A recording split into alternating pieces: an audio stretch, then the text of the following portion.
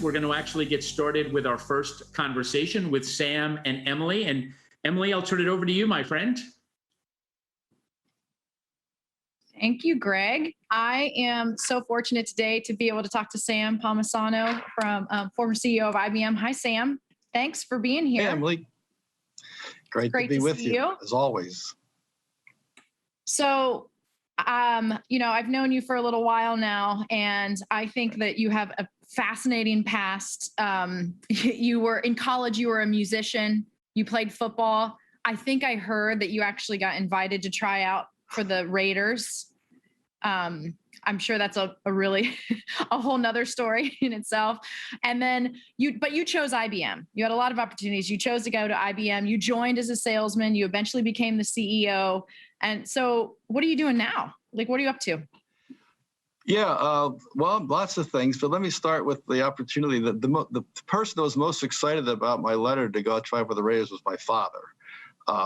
And I think he saw it as a great opportunity for me. I saw it as a very dangerous walk of life, given my experience playing small college football and going out for the Raiders. So I decided I'd go apply for a job at IBM, and I was fortunate enough and lucky enough to get hired as a salesman. So yeah, that's how it all began. Now, since then, a couple things, one area, which just quickly I'll mention, I work with a bunch of your friends out in Silicon Valley as far as early stage tech investing, mostly around AI and healthcare, fintech, cybersecurity, those spaces and those kinds of areas. And I have a great partner, Jim Breyer, and his children, and he partners with myself and one of my sons who's recently out of business school. So it's kind of a family enterprise.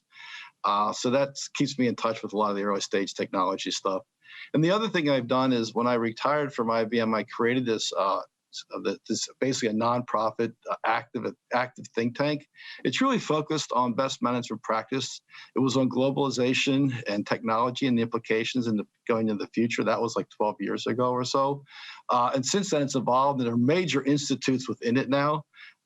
There's two, I think, that are most relevant to this audience that they might find interesting. One is one where we've done now 3 or 4 cohorts where we're developing African women entrepreneurs. We've done about 700. We've just did another. I spoke at the graduation last week for the most recent cohort, which is another couple hundred. That's a very, very effective program. It's human capital development. We help these ladies really start businesses and move from a nonprofit world of a co-op to a for-profit world of entrepreneurship. The other one, though, that we just launched about, I guess, 6 or 7 months ago, is a thing called the Data and Trust Alliance. Ken Chenault, who was CEO and chairman of American Express, one of my colleagues, and I got together and thought that this issue about data as companies drive to what is a data enterprise becomes more and more relevant today. And the responsible use of that data, given some of the challenges we all read about in the newspaper every day. In fact, our colleagues are testifying today on the Hill again around those kinds of issues, were very, very important. So we recruited 20, 25 major corporation CEOs, and I'll talk about that later this morning. Wow, I think that's amazing and very top of mind, like for all of our customers too. Like this influx of using data, but how do you use it in a really responsible way, and a transparent way to your employees, right?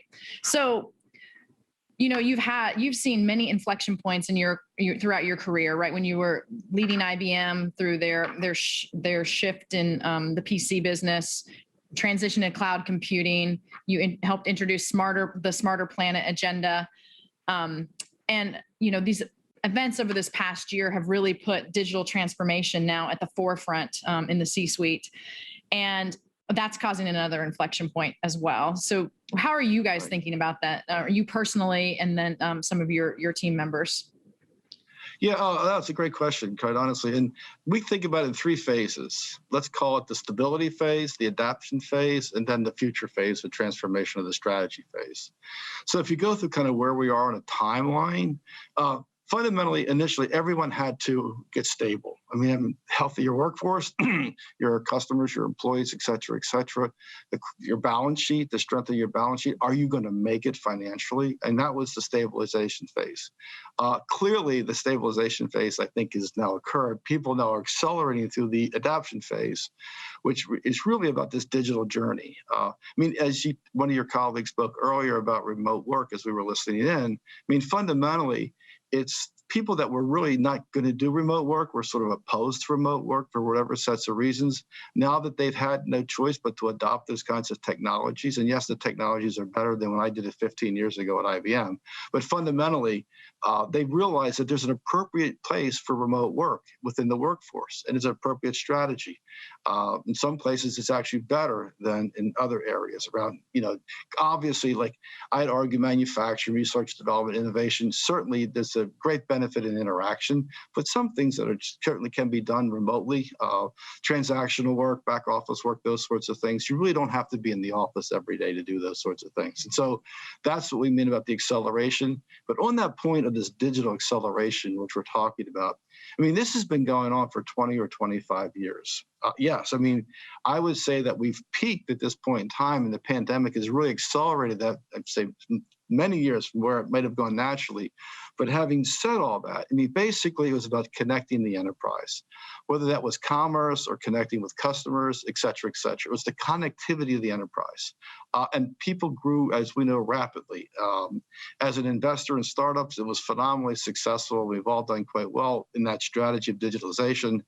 But now we're in a different phase, quite honestly. If you look at that phase, grow fast, a great short times to monetization, great wealth created. However, there were other things that weren't considered. The problem, for example, of trust, security, market concentration, privacy, in many ways, even democracy itself. Again, our colleagues are talking about that today, and the influence of social media as far as content is concerned and those kinds of things. Now, having said all that, it's not that the challenge was connecting the enterprise and that the enterprise was connected imperfectly, but that it was about imperfect knowledge. And so basically, what I would say is what's required as we go to this next phase, the third phase, the data enterprise phase, it's really about doing it intelligently and smartly versus just kind of chasing this rapid growth and this transition as we go to a more data concentrated enterprise. Yeah, and I think I've heard you refer to this as like it's the data-driven enterprise is kind of the, is a term that you've used to kind of coin that, Yes, correct. this new phase, right? It's past the connected enterprise. That's almost table stakes. And now it's how do you kind of move to more of a data-driven enterprise? Is that how you guys are thinking about it? Yeah, no, that's exactly right. If you go back, I'll go back and draw an analogy, although it's not completely 100% valid. But the analogy was, we were involved in this massive phase of globalization, which was lifting the middle class around the world, which created tremendous opportunities for all of us. I penned an article that was published in Foreign Affairs about the future business model. We called that a globally integrated enterprise. That all these things that are globally integrated for scale purposes that apply technology for innovation and speed, agility, those kinds of technologies, that's going to be the future of the enterprise. So that was, that would have been 12, 13 years ago, needless to say. Now, fundamentally, let's fast forward here. Now that we have everything connected, we have these massive data sets, as we all know, heterogeneous, non-structured input with structured input, cheap computing capacity called cloud, even getting cheaper with edge technologies and those sorts of things, as we all know. And the question becomes, how do you as a company use that data? And so therefore, how do you actually manage yourself as a data enterprise versus a connected enterprise? That they're different. First of all, I'd start with the reason I brought up the piece that we penned on globally integrated enterprises. We had to define what that was. We gave it a name. It's the same thing here for data enterprise. What is a data enterprise? I'll ask that question. I'll take a shot at answering it, right? I don't know that I'll be correct, by the way. We're doing a lot of research on that subject, and that's part of the data consortium that we formed. But that's how we frame it. And the key to the data consortium, this what I call this data trust alliance, is what is this data enterprise and how do you do this thing responsibly, protect privacy and transparently? Got it. Thanks. So, so within this shift, we know that a lot of things that have worked in the past are no longer are no longer relevant today, and there's a lot of new possibilities that also the shift will open up. And I'm curious, like at the next level down, like what technologies do you think will have the greatest impact on the future of work and the people, the workforce? Yeah, well, I think it's clearly, I mean, you go through it, all these vast amounts of data, whether you want to call them data lakes or whatever term you would like to use for that, from all these various sources. I mean, in the hiring practice, LinkedIn, whatever it happens to be, social media, things you've written and published, your peers' comments or colleagues, all that information allows you to analyze that. I think you might find it interesting if I go through this from the changes in the workplace environment, Emily, from the consortium. The consortium, when they got together, they came up with streams of work. The first one was very immediate form of work, was how do I get people back in my stores? We had Walmart, Nike, CVS, I mean, thousands, hundreds of thousands of stores. The 20 companies involved have more than 5 million employees. So these are extremely large, vast enterprises. And so how do you get them in? And we did a bunch of work on the analysis of words used as you pushed your protocols and those sorts of things. And the comfort level would move from like 30% to 70-some%. And that they've implemented that. So that's now done. The next one, I know you're going to find interesting at Workday, and I know your colleagues in this phone have HR responsibility. They're going to find interest. And this was chosen by the companies. It wasn't chosen by my managing director that runs this process for CGE, which was HR practices. And how do you use data responsibly without bias in HR practices? What does that mean?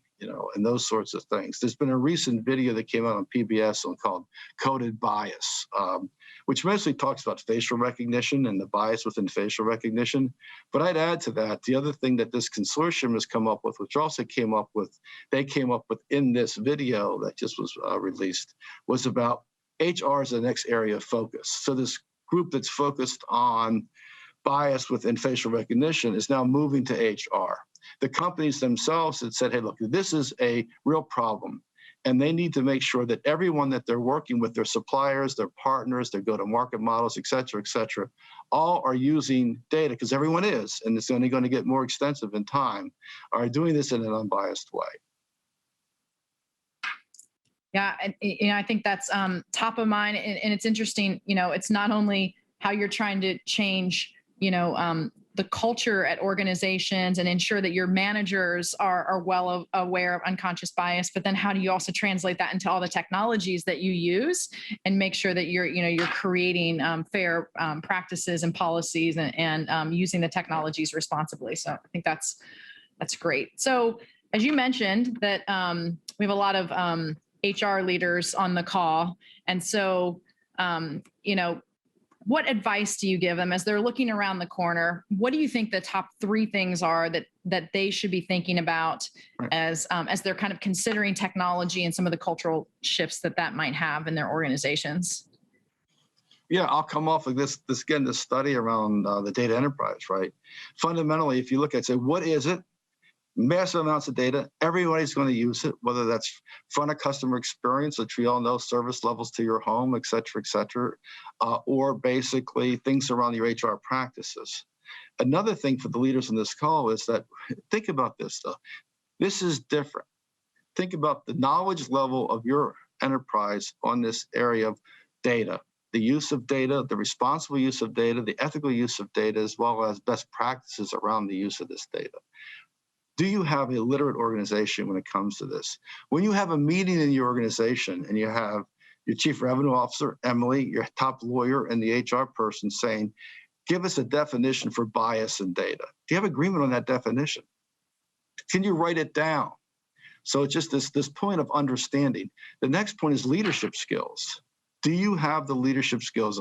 Colleagues of mine on this consortium said, it took us 20 or 25 years to figure out digital. We don't want to spend 2 decades figuring out data. We know we have to go there, but please, can we speed it up, Sam? And this is why they're all part of this group. How can we learn from each other and speed it up? So what are those leadership skills? What are the strategy skills? Do you have the right management talent? Do you have the right management system? All those things that our colleagues on the phone deal with every day. And then what is the culture? I mean, people say, well, we're just going to go hire all these data scientists. Oh, really? I mean, what do you do about your workforce? I mean, there's going to be displacement in the workforce. So how do you deal with that cultural transformation? As our colleagues were saying, we use the term augmented intelligence. They give them more tools to work with versus just say, I'll hire these people and I'll get rid of others that can't make that transition. I mean, I think about my old world at IBM. We had 410,000 employees. So what was I going to do? Fire 100,000 and hire 100,000? I mean, was that really a pragmatic alternative? Probably not. So established companies have to work through those transitions. So that's key. Leadership skills, the culture of the company, education, how do you raise the literacy? All this is going to be happening, and the key is if these tools and techniques, which are wonderful, that can help us solve massive problems for society, are not done appropriately, then we're going to have, I think, ethical issues and therefore regulation and those kinds of challenges that companies really would rather avoid. Mm-hmm.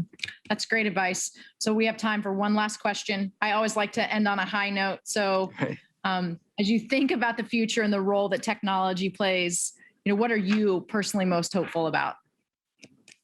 Well, I'd say the thing that I'm most hopeful about is that we do, in this data world, we come up with responsible best principles and practices that take advantage of the benefits to society.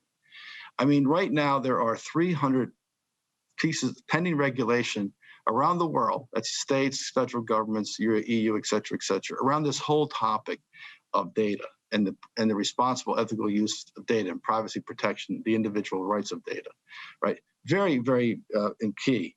However, think about problems that have been solved with the collaboration and sharing of information, the pandemic, and let's talk about the vaccines.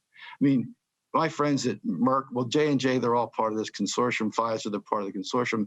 Alex and those guys and Ken, they'll all tell you there was 4 to 5 years normally, on best case, 4 to 5 years to get this kind of vaccine out into the market at scale. Did it in less than a year, right? So all those friction points were broken down, knocked down. They shared all that information, all the learnings, all the research, those sorts of things. Now let's keep going on the say there's going to be future pandemics. I mean, we had Ebola, we had the bird flu, we got COVID-19. This is not over. There are going to be other issues associated with this. How about if the world, I know it's a leadership question, I understand all that. This might be truly aspirational, and maybe it's my old age dreaming right now. That's what you do at my age since you don't work every day, right? What if they collaborated and shared all this information? What if we built models on global scale, how these migrate, how they mutate? Then you could forecast and predict using the analytics of the data what you need to do to modify these vaccines going into the future. Suppose that happened. We could avoid these things. We could anticipate them and avoid them. Let's go to climate change. It's the same sort of thing. There are all these scientific models on climate change. They're not all in agreement, but it doesn't matter. The macro trends are there, right? But if we got collaboration, true collaboration around the world that built models that were credible, that people could buy into, we could begin this transition. The problem is we don't do these things. We don't use this data in a responsible way. We don't collaborate on a global scale. So what happens? We're late. So when you're late, what do? You spend trillions of dollars, right? You spend 2-3 trillion just recovering from the pandemic.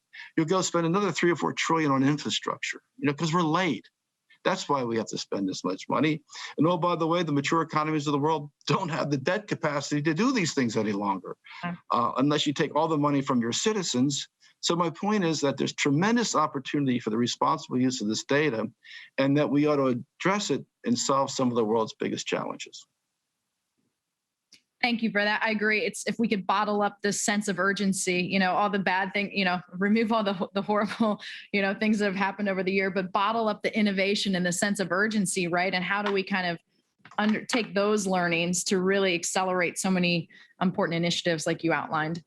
So Sam, thank you so much for taking the time. You are a true change maker, and I don't buy it that you have a lot of time on your hands. I know you said that, but it seems like you're pretty busy to me.